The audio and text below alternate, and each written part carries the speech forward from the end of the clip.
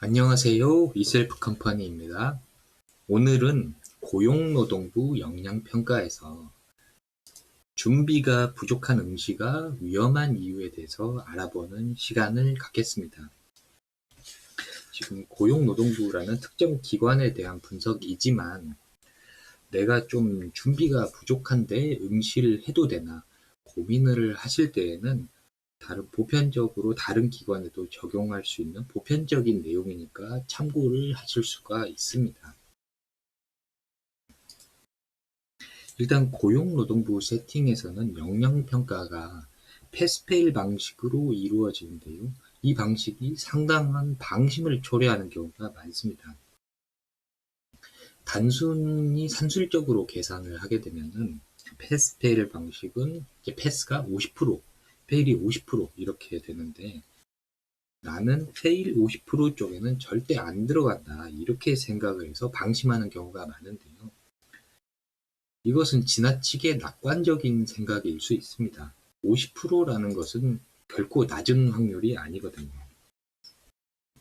그리고 고용노동부에서 패스페일 방식을 도입하기 이전에 몇 년 전까지만 해도 역량평가 준비를 하실 때 1년 전, 6개월 전 이렇게 준비를 하시는 경우가 굉장히 대부분이었거든요. 근데 최근 트렌드는 별다른 준비 없이 응시를 하고 한번 탈락한 다음에 역량평가 코칭 수업을 들으시는 경우가 많아졌습니다. 그래서 이러한 경우를 방지하기 위해서는 방심을 하지 않고 응시하는 것이 필요합니다. 이러한 방심이 어떻게 이루어지는지 좀 더 구체적으로 살펴보면요. 제 마음속에 이런 생각들이 있는 경우가 있어요. 내가 어디서 일 못한다는 소리 못 들어봤는데 설마 페일을 하겠느냐? 그런데 그 설마가 현실이 돼서 페일하게 되는 경우는 생각보다 자주 나타납니다. 이 고용부 평점 체계에서 평균은 2.5점이고 3.0점이 우수, 2.0이 미흡, 그리고 2.5를 기준으로 패스페일이 갈리게 되는데요. 그래서 딱 2.5점만 넘으면 된다. 이렇게 생각을 하시는 경우가 있어요. 근데 이렇게 마음을 먹고 있으면 딱 2.3에서 2.4점이 나오는 경우가 굉장히 많습니다. 그래서 안정적으로 통과를 하려면 딱 2.5점 맞아야겠다. 이렇게 생각하는 게 아니고 이것보다 훨씬 넘게 여유 있게 3.0 우수한 점수를 맞아야겠다. 라고 생각하고 준비하고 응시하는 것이 타당한 전략 목표라고 할 수 있습니다. 딱 2.5점만 맞겠다 이 생각하면 2.3에서 2.4점이 나옵니다. 역량은 평소 행동 패턴이기 때문에 따로 준비할 필요가 없다 이렇게 생각해서 준비가 부실한 경우도 있는데요. 역량이 평소 행동 패턴인 건 맞아요. 그런데 따로 준비가 필요 없다 이건 틀렸습니다. 왜냐하면 이 세상의 모든 테스트에는 연습 효과가 있습니다. 그리고 역량평가라고 해서 이게 다르지는 않습니다. 역량평가에서는 제한된 시간 내에 생각을 구조적으로 정리하고 해결 방안 고안하고 이걸 텍스트로 문서화하고 이런 작업들이 이루어져야 되는데 이런 일련의 과정들은 분명히 연습 효과가 있는 작업이거든요. 그리고 이 일련의 과정을 이렇게 하면 된다. 단순하게 머리로 아는 거는 소용이 없어요. 머리로 알아봤자 실전에 가면 못합니다. 실전에서 할 수 있으려면 몸으로 익혀야 돼요. 근데 몸으로 익히기 위해서는 이 과정이 자연스러워지도록 하는 연습이 필요합니다. 그래서 분명히 연습 효과가 작용을 합니다. 그럼 이 연습이나 준비가 부족할 때 이 역량평가 실제 과목에서 어떤 현상들이 나타나는지 어떤 부작용들이 생기는지 살펴보겠습니다.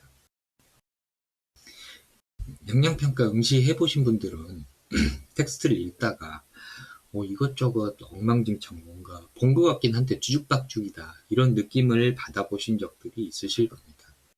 이게 바로 구조적으로 생각을 정리하는 것이 필요한 상황이거든요. 근데 연습이 부족하면은 이 상황에서 어쩌지 안절부절을 해요.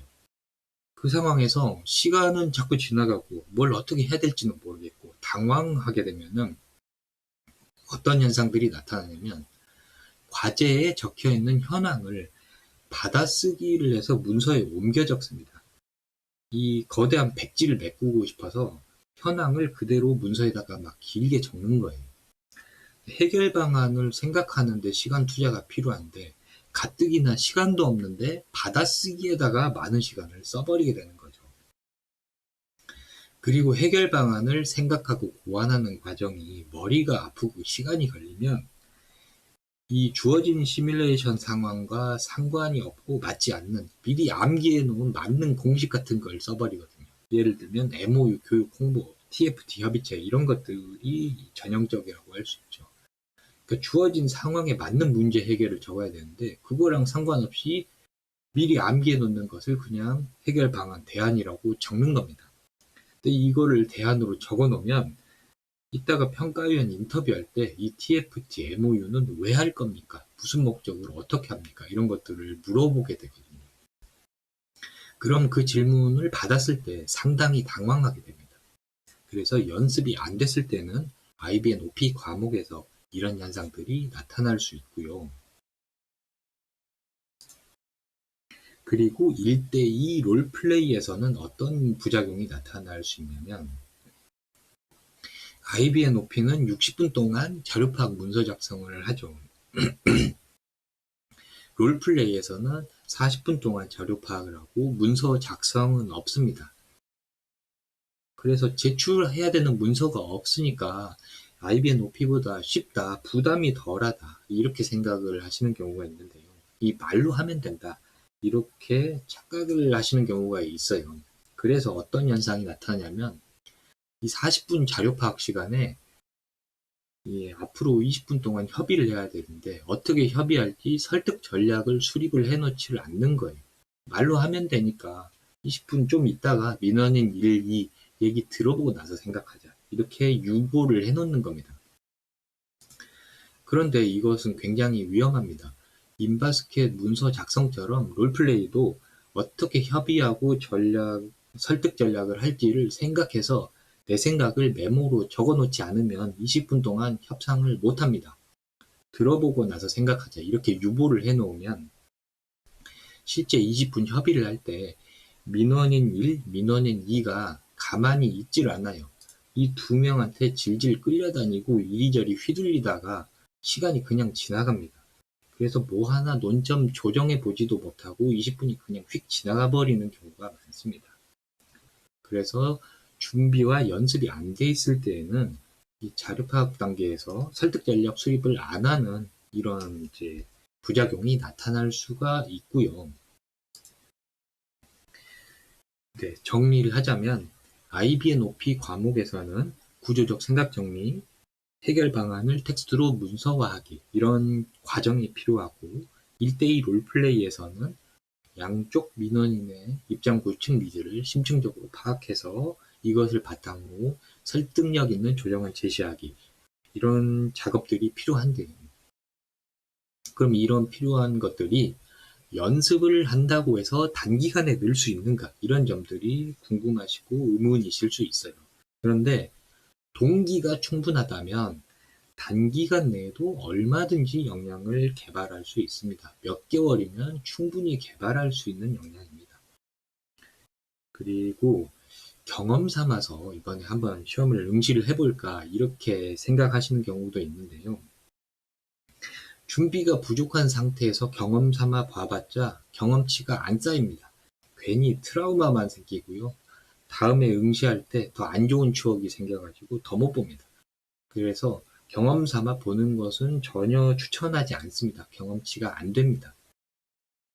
충분히 준비가 되고 연습이 되었을 때 응시하시는 쪽을 저는 추천을 드립니다. 그래서 여기까지가 고용노동부 역량평가에서 준비가 부족한 응시가 위험한 이유에 관한 설명이었습니다.